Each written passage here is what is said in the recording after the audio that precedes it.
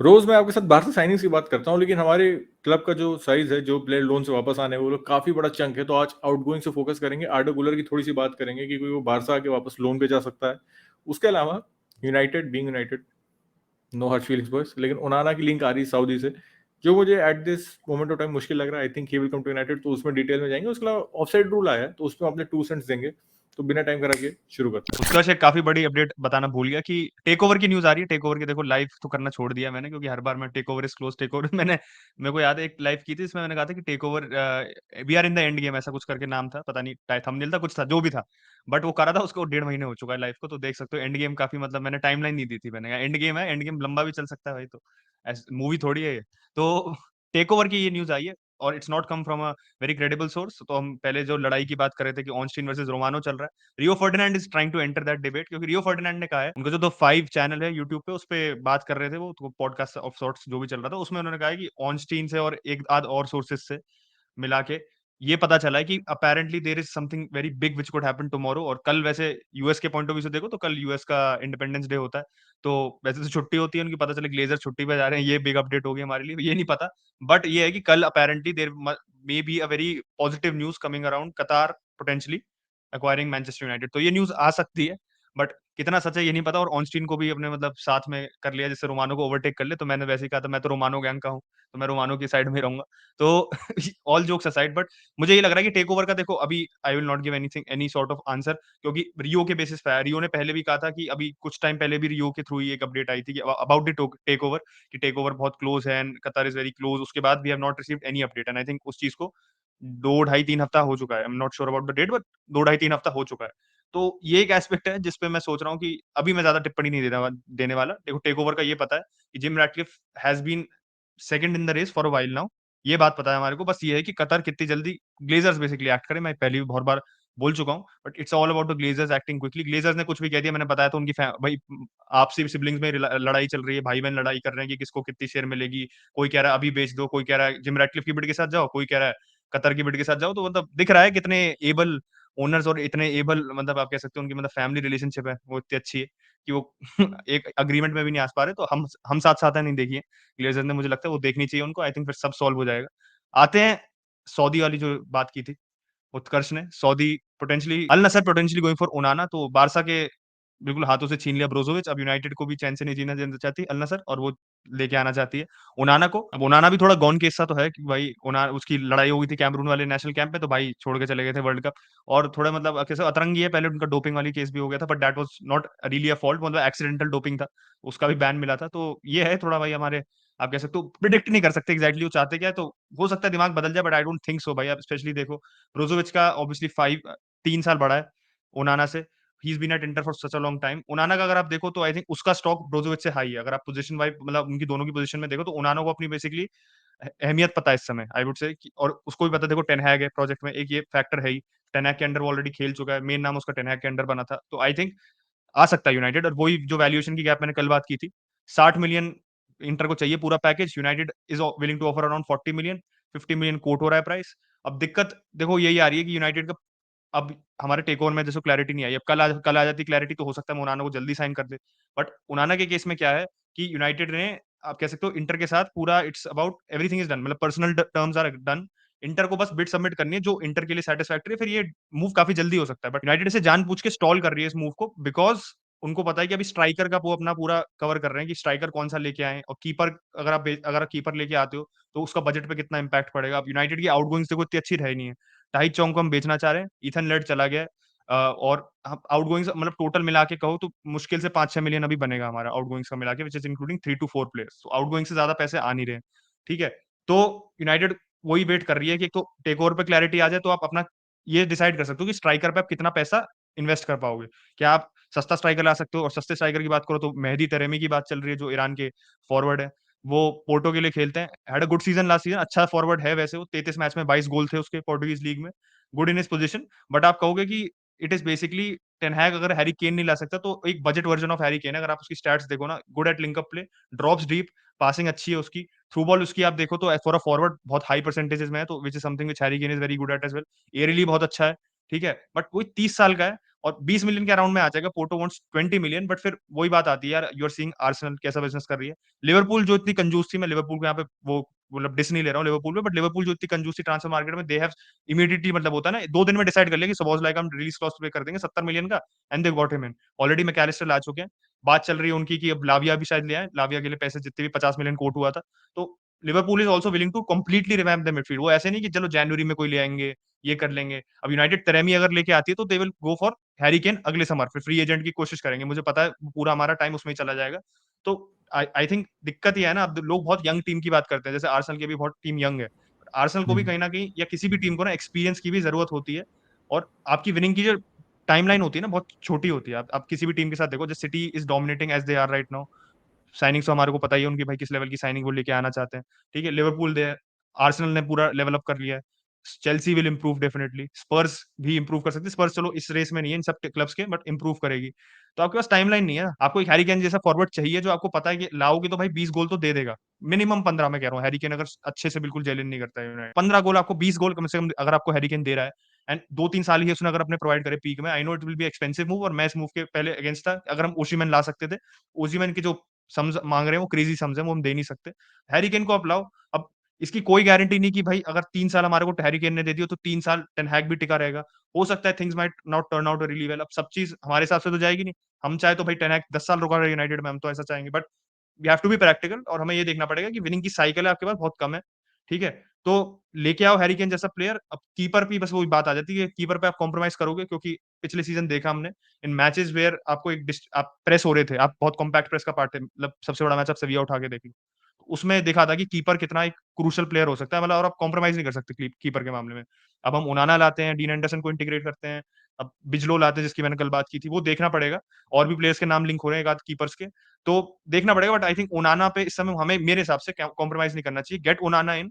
ठीक है, और प्री सीजन के पास आपके पास जो बिल्डअप के पार्ट के लिए ना बहुत क्रूशियल प्लेयर्स है। देखो अब आपके पास माउंट होगा, उनाना होगा, दोनों बिल्डअप में बहुत इंपॉर्टेंट रहेंगे। दोनों आपकी आप कह सकते हो जो विजन है उसके लिए बहुत जरूरी रहेंगे। तो 8 प्री सीजन मैच में ना अगर वो दोनों अवेलेबल है तो बहुत फायदा होगा यूनाइटेड का। एंड फिर स्ट्राइकर आ जाएगा तो इट विल, मैं कंपैरेटिवली कह रहा हूँ, ईजियर होगा स्ट्राइकर को इंटीग्रेट करना। और आपका जब बेस तैयार हो जाएगा ना, तो आप स्ट्राइकर को आराम से डाल सकते हो। अभी भी फिक्स्ड नहीं है यूनाइटेड का, आप कह सकते हो पूरा सिस्टम, बट डाल सकते एक जो काफी टॉपिक अभी कॉन्वर्सेशन में रहा है यूनाइटेड से आगे बढ़ते हुए, तो वो रहा है नया ऑफसाइड का रूल। देखो, रूल तो सबको पता है, ठीक है, फिर भी मैं फोटो डाल देता हूँ आपकी सहूलियत के लिए, लेकिन मेरे ख्याल से सबने अब तक ये जब तक वीडियो देख रहे हो रूल समझ लिए होगे, तो मैं रूल नहीं समझाऊंगा, मैं आपको खाली ओपिनियन लेना चाहता हूँ, और ओपिनियन मुझे कमेंट सेक्शन में बता देना।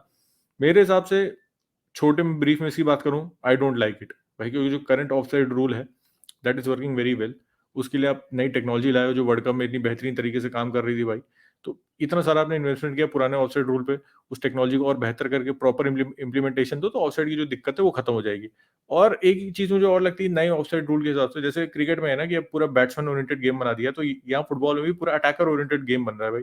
वैसे ही पिछले 10 बार जब से मैं फुटबॉल देख रहा हूँ, तब से it's all about the attackers. Last defender to win a Ballon d'Or was 2006, तो उसके बाद से कोई बैलन डॉर जीता नहीं है। 20 साल होने वाले भाई, धीरे धीरे उसको 3 सालों में उसको 20 साल हो जाएंगे, तो 20 ईयर्स पीरियड। एक भी centre back Van Dijk nominate हुआ था, उसके पीछे जब से मैं फुटबॉल देख रहा हूँ कोई नॉमिनेट भी नहीं हुआ, टॉप 3 में कोई सेंटर बैक आया भी नहीं वैन डाइक के बाद। तो आप समझ सकते हो कि अटैकर्स कितना ज्यादा डोमिनेट कर रहे हैं, और ऐसे रूल लाना, और it will be very hard for the defenders as well भाई, क्योंकि आप ऑफसाइड की ट्रेनिंग आप 30 साल पे नहीं सीखते हो, 5 6 7 साल 8 साल पे सीख रहे हो। ठीक है, अब यहाँ पे अचानक से स्विच हो जाएगा कि ये बंदा जो आपकी इनबिल्ट फीलिंग होती है ना, आपको पता है ऑफ साइड है, आप मैच देख रहे हो, जैसे ही देखते हो बंदा आगे, आप खुद ही बोलते हो ऑफ साइड है, लेकिन he will no more be offside. तो डिफेंडर्स के लिए कितनी बड़ी दिक्कत की बात है, and I am not sure why leagues are supporting it. तो भाई आपका क्या ओपिनियन है, कमेंट सेक्शन में वो जाता ना, और कमेंट कर रहे हो तो इस वीडियो को लाइक भी कर देना, नहीं अच्छा लग रहा है वीडियो तो डिसलाइक कर देना, लेकिन एंगेजमेंट दे देना। और इसे वन वर्ड ओपिनियन लेंगे अचिंत का। अचिंत, आपका टाइम शुरू होता है अब। वन वर्ड तो नहीं दे पाऊंगा मैं, बट ये कहना चाहूंगा कि मोराटा, हमारे जो आप कह सकते हो लोटारो मार्टिनेज या जो भी प्लेयर्स थे जो काफी आप कह सकते हो सफर कर रहे थे इस ऑफसाइड रूल के साथ, टीमो वर्नर, मैं कैसे नाम भूल सकता हूँ, वो गुलाटियां मार रहे होंगे अभी अपने जहां पे भी घर पे होंगे, क्योंकि उनके लिए भाई गजब मूव है। बट ये बात तो उत्कर्ष ने सही की भाई, अगर आप हाई लाइन कैसे खेलोगे, मैं तो ये सोच रहा हूँ हाई लाइन कैसे खेलोगे अगर आपका ऑफसाइड रूल आ जाएगा, क्योंकि हाई लाइन में आप चढ़ के खेलोगे, प्लेयर आपके थोड़ा सा आगे चला गया तो देख के, और फिर आप रिकवरी नहीं कर पाओगे चाहे कितने भी तेज हो, एक सही अच्छा बात खासा है। यार्ड आपको मिल जाएगा। तो एक गलत मूव है। बट वो ये अब गलत गलत है, पता नहीं किसने मांगा, एक तो मुझे समझ नहीं आता कौन डिमांड करता है रूल्स की, खुद ही फीफा सोचती है। जैसे सुपर लीग का इन्होंने खुद सोच लिया था कि सुपर लीग भाई पूरे जो यंग फैंस हैं उनको सुपर लीग चाहिए, ऐसे उन्होंने सोच लिया कि ऑफसाइड रूल हमें नया चाहिए। No coming coming back to transfer भाई, जाका की जो न्यूज़ है वो काफ़ी पहले ही आ गई थी, वैसे कुछ नया नहीं है इसमें, पर अभी फेब्रिज़ियो का अपडेट आया तो मैं सोचा आपको दे दूँ। बेसिक जाका का ये है कि लेवरकुसन से प्राइस भी एग्री हो चुका है, वेजेस भी एग्री हो चुका है, मतलब प्लेयर्स क्लब दोनों में एग्री है। बस राइस वाली डील कंफर्म होने की वेटिंग चल रही है, तो जैसे ही राइस वाली डील अनाउंस हो जाएगी, विदिन अ डे और 2 आप जाका वाली डील भी देख लोगे, वो भी अनाउंस हो चुकी है। He has gone back to Germany. Obviously मönchengladbach से आया था, लेकिन अब लेवरकुसन में वापस जा रहा है भाई। तो एक वो आउटगोइंग होने वाली है, उसके पार्टी पे ऐसा कोई अपडेट नहीं है। वहां से आउटगोइंग छोड़ते हैं, बारसा पे आते हैं, क्योंकि बारसा में काफी सारे आउटगोइंग्स हो रहे हैं, काफी सारी न्यूज भी आ रही है। लॉन्गले के लिए हमें 15 मिलियन का ऑफर मिला है, बट यहाँ पे दिक्कत ये है कि जो टॉटनम का ऑफर है दैट इज 10+5, बेसिकली 10 मिलियन देंगे और 5 मिलियन वेरिएबल्स होंगे। बार्सिलोना मांग रही 15 मिलियन में पूरे चाहिए। 15 तो पूरे मिलने नहीं वाले लॉन्गले की ना, लॉन्गले की ऐसी परफॉर्मेंस थी वो 15 दें, तो कोई मिडवे ढूंढना पड़ेगा। और अगर नहीं मिलता है तो मेरे ख्याल से बार्सिलोना को ये भी एक्सेप्ट कर लेना चाहिए, क्योंकि जो उस प्लेयर की वेजेस हैं इस मार्केट में कोई उसको साइन करेगा नहीं, कहीं और से इंटरेस्ट आ नहीं रहा है, और इंटरेस्ट आता भी है तो जो उसकी वेजेस है प्रीमियर लीग क्लब छोड़ के बाकी क्लब उसको अफोर्ड नहीं कर पाएंगे। Out of the Premier League बाकी क्लब्स इतनी वेजेस नहीं देने वाले हो, मिलती भी नहीं है भाई। तो लॉन्गले का एक जो पॉसिबल डेस्टिनेशन है with decent enough wages is the Premier League, and I think it is the best offer we got. उसके अलावा राइट बैक की बात करें तो साइनिंग की नहीं, आउटगोइंग की बात है। डेस्ट और जूलियन नरोहो, जूलियन नरोहो को ऑब्वियसली हमने अभी साइन किया, उसको बेचेंगे तो नहीं, लेकिन प्री सीजन में देखेंगे कि डेस्ट कैसा खेल रहा है, रोहो कैसा खेल रहा है, उसके बेसिस पे प्रॉब्ली जूनियर रोहो को हम लोन आउट कर देंगे। एंड डेस्ट के लिए अगर ऑफर आता है, Dest is available on the market. Last season भी लोन पे था, मिलान के पास ऑप्शन था साइन करने का, but they did not. Obviously समझदार है वो लोग थोड़े, तो देखते हैं कहाँ से ऑफर आता है डेस्ट के लिए। He will be out. और हमारे एकेडमी ग्रेजुएट जिसके अराउंड पहले काफी हाइप थी, बट कह सकते हो मौके भी नहीं मिले उतने, जब मौके मिले तो एक्सपेक्टेशन उतना खरा नहीं उतरा। कोलाडो का कॉन्ट्रैक्ट हम टर्मिनेट करने वाले हैं, और मेरे ख्याल से उसके लिए भी सही है भाई। It it is good for him, क्योंकि उसको एक परमानेंट होम चाहिए जहाँ पे उसको गेम टाइम मिले, जहाँ पे अपने करियर का थोड़ा ग्राफ ऊपर कर पाए, क्योंकि इतना आसान नहीं होता है। हर सीजन आप नए क्लब में लोन पे जा रहे हो, ठीक है, आपको शुरुआत में खेलते नहीं हो, फिर आप धीरे धीरे सेटल इन होते हो, फिर तो तक आधा सीजन बीत जाता है, फिर बाकी सीजन में कुछ मैचेस खेलते हो, परफॉर्म करते हो, सीजन खत्म हो जाता है। तो उसको एक परमानेंट होम चाहिए भाई, जहाँ पे जाए वो एक परमानेंट क्लब, जहाँ का मैनेजर उसको खिलाना चाहता हो। क्योंकि ये कोलाडो की साइनिंग हमेशा लास्ट लास्ट में हुई है, और मेकशिफ्ट साइनिंग थी, मेक कवर साइनिंग थी, कि बस कोई नहीं है तुम खिला देंगे, उस हिसाब से कोलाडो को साइन किया था, कोई प्रॉपर प्लेयर के तौर पे साइन नहीं किया था उसको। तो I am happy for him, is getting a move finally and a permanent move. मैं पहले भी कहता आ रहा हूँ और अब भी यही कहूंगा कि he deserves to be in a club जहाँ पे उसको खिलाया जाए। फाइनली आते हैं गुलर, आर्डा गुलर की तरफ, क्योंकि न्यूज काफी सारी आ रही है। गुलर बेसिकली अपडेट ये है, स्पोर्ट की तरफ से आया, मैं कह नहीं सकता कितना रिलायबल है, लेकिन अगर बारसा उसको साइन कर लेती, जो एक रियल पॉसिबिलिटी लग रही है इस पॉइंट ऑफ टाइम पे, ओपिनियन में प्लेयर पे दूंगा नहीं, क्योंकि पहले मैं दे चुका हूँ। अब पुराने वीडियो देख लेना जिसने नहीं देखा, नीचे बस अगला ही आपको मिल जाएगा, ज्यादा मेहनत नहीं करनी है। तो हम रियल बेटिस को उसको लोन आउट कर सकते हैं। What's the point of spending 18 million on player if you have the finances? Very good.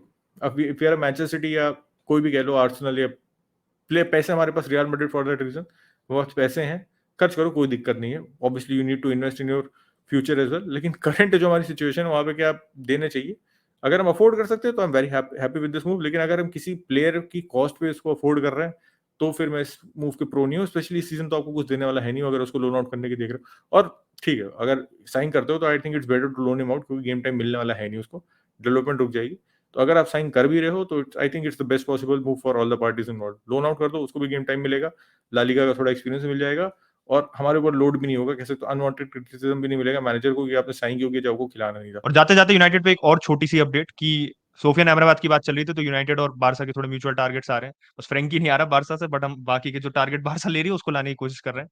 तो सोफियान अमराबाद का आ रहा था कि अपैरेंटली यूनाइटेड ने 25 मिलियन की कुछ बिड की है, बट जो सीईओ है फियोरेंटीना के, उन्होंने फेब्रिजियो के अकॉर्डिंग, जैसे फेब्रिजियो सुप्रीमेसी जैसे एज यूजुअल हमेशा क्लैरिटी दे देते हैं। उन्होंने ये बोला कि भाई अमराबाद के लिए कोई बिड नहीं की है यूनाइटेड ने, and I don't think United will bid for Amrabad इस समय, क्योंकि भाई अभी आप ओनाना पे भी कर रहे हो, आपने काम कर लिया, आपने उसके लिए भी बिड कर दिया, स्ट्राइकर के पैसे है नहीं आपके, सब लेके आ जाओगे, स्ट्राइकर लेके नहीं आओगे, तो obviously it does not make sense. But आप लोगों का क्या ओपिनियन है, किस कौन सा मिडफील्डर हमारे को लेके आना चाहिए after mason mount? Mason mount तो आ चुका है, let me know in the comment section down below. Barça के आउटगोइंग्स पे भी बता देना कि कौन और प्लेयर्स आपको आपके हिसाब से बेचने चाहिए, वो भी बता देना। एंड एज यूजुअल लाइक करना मत भूलना, वीडियो को सब्सक्राइब करना मत भूलना भाई, 23 के करा दो, we are on the road. And अब थोड़ा हमारे सब्सक्राइबर्स पिकअप कर रहे हैं, तो आपका समर्थन भाई बहुत अप्रिशिएट करेंगे, and thank you so much for watching guys. तब तक के लिए बाय बाय, टेक केयर।